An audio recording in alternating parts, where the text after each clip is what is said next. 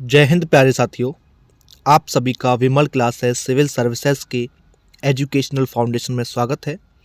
तो आइए प्यारे साथियों, आज के इस वीडियो लेक्चर में हम बात करेंगे दिल्ली पुलिस कांस्टेबल परीक्षा के रीजनिंग प्रैक्टिस सेट थर्ड के बारे में। 2 प्रैक्टिस सेट हम लोग कंप्लीट कर चुके हैं जो कि आप लोगों को प्ले लिस्ट में मिल जाएंगे। आज हम बात करने वाले हैं प्रैक्टिस सेट थर्ड के बारे में। तो आइए देखते हैं पहला क्वेश्चन क्या है।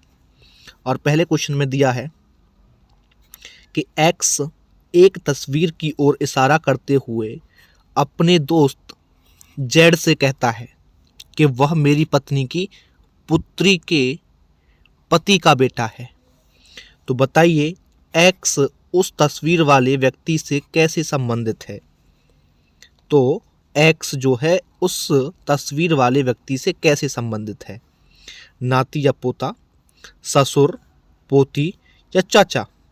तो यहाँ देखिए ये कह रहा ना, एक्स ने किसी तस्वीर की तरफ इशारा किया और अपने दोस्त जेड से कहा कि वो मेरी पत्नी की पुत्री यानी कि एक्स की बेटी हो गई। ठीक है ना, एक्स की बेटी। और कह रहा है कि पत्नी की पुत्री के पति का बेटा, पुत्री की पति का बेटा, यानी कि जो पुत्री है बेटी हो गई और बेटी का जो पति होगा वो दामाद हो गया उसका। ठीक है, दामाद हो गया। तो बताइए एक्स का अब इसका जो संबंध होगा और इसका वो बेटा है तो वो नाती वाला हो गया ना, नाती पोते वाला। तो राइट आंसर हो जाएगा ऑप्शन नंबर ए। ठीक है ना, तो एक्स जो है वो नाना बन गया। ठीक है, और जो बेटा है जो तस्वीर की ओर इशारा किया वो नाती और पोते का रिश्ता उससे बन जाएगा। तो right answer option number A. अगला प्रश्न देखिए।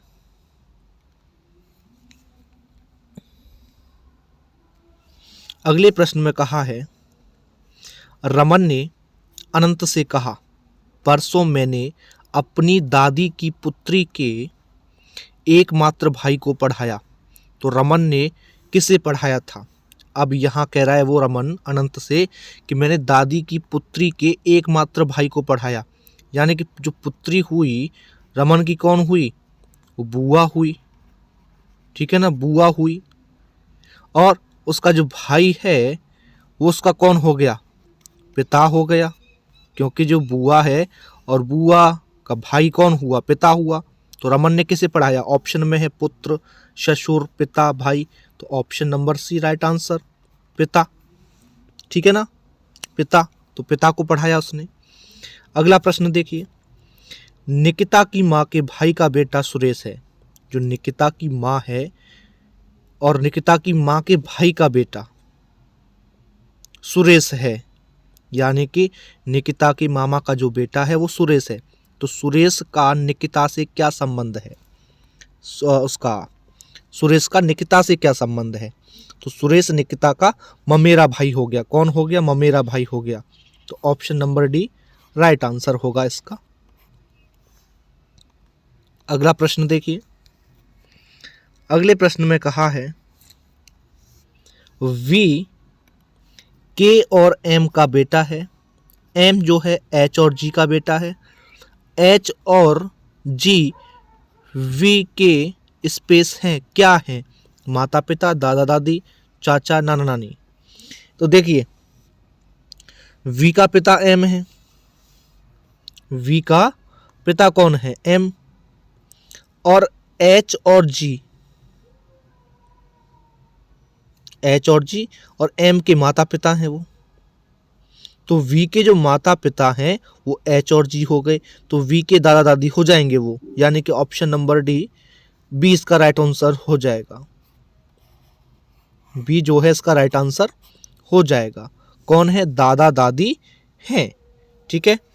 अगला क्वेश्चन, एक फंक्शन में माही की मुलाकात विजया से होती है तो उसकी माँ के पिता की दूसरी बेटी है, जो उसकी माँ के पिता की दूसरी बेटी है जो माही से मिली, वो कौन थी, चाची, मामी, चचेरा भाई या मौसी। तो ध्यान रखिएगा, माही के माँ के पिता की जो दूसरी बेटी है वो कौन होगी, माही की मौसी होगी। सिंपल सी बात है। तो विजया जो है माही की मौसी हो जाएगी। Option number D correct answer इसका। ठीक है, मौसी का रिश्ता हो गया। अगला प्रश्न देखिए, अगले प्रश्न में कह रहा है विक्की विनोद का पुत्र है। विक्की विनोद का पुत्र है। विनोद और विशाल भाई हैं। तो विक्की और विशाल का, और जो विक्की है विशाल का कौन है? भाई विनोद और विशाल भाई हैं और विनोद का पुत्र विक्की है, इसलिए जो विशाल है वो विक्की का क्या हो जाएगा? चाचा। और विक्की विशाल का कौन होगा? भतीजा होगा। कौन होगा? भतीजा होगा। राइट आंसर बन जाएगा ऑप्शन नंबर डी। अगला प्रश्न है सुप्रिया अखिल की बहन है। अखिल के पिता की माँ का सुप्रिया से क्या संबंध है? इसने कहा है कि सुप्रिया अखिल की बहन है। अखिल के पिता की जो माँ है, अखिल के पिता की माँ का सुप्रिया से क्या संबंध है? तो भैया अखिल के पिता की माँ सुप्रिया की दादी हो जाएगी। कौन हो जाएगी? दादी हो जाएगी, क्योंकि वो कह रहा है इस चीज को, सुप्रिया अखिल की बहन है। सुप्रिया अखिल की बहन है और अखिल के पिता की माँ, यानी कि पिता की माँ दादी हुई ना, तो क्या संबंध है? दादी का है। तो ऑप्शन नंबर बी इसका राइट आंसर हो जाएगा। अगला प्रश्न देखिए,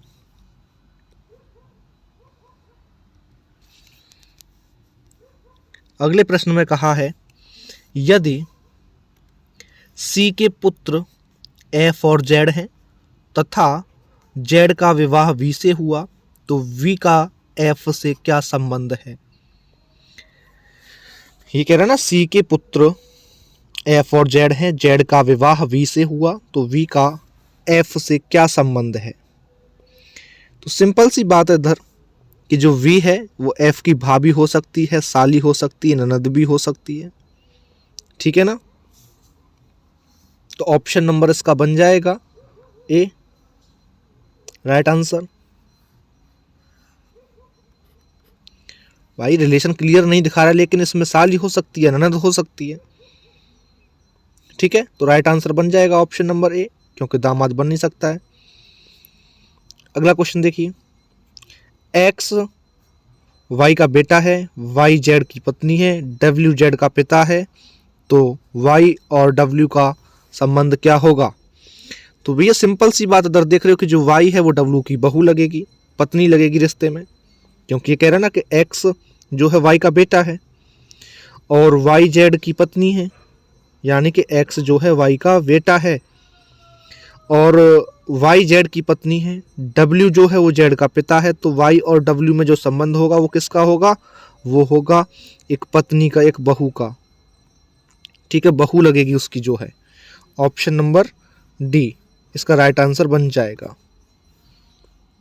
अगला प्रश्न, अगले प्रश्न में कहा है कि एक्स वाई का भाई है, वाई वी वाई की माँ है, एम वी के पति की बहन है, एन वी का भाई है और यू वी का पति है, तो यू का पिता एक्स के रिश्ते में क्या लगेगा? है ना, क्या लगेगा? तो जो यू है ये कह रहा है ना कि एक्स वाई का भाई है और वी वाई की माँ है, एम क्या है? वी के पति की बहन है और एन वी का भाई है और यू वी का पति है, तो यू का पिता एक्स के क्या लगेंगे? चाचा, साले, भाई और दादा।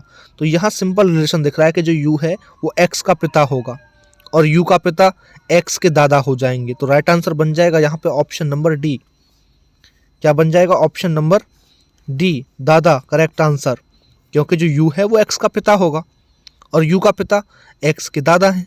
ठीक है, तो correct answer option number D. उम्मीद करता हूँ कि आपको क्वेश्चन सभी समझ में आ गए होंगे। कोई डाउट है तो आप कमेंट सेक्शन में पूछ सकते हैं। चलिए फिर आज के लिए इतना ही, मिलते हैं अगले प्रैक्टिस सेट के साथ में। धन्यवाद।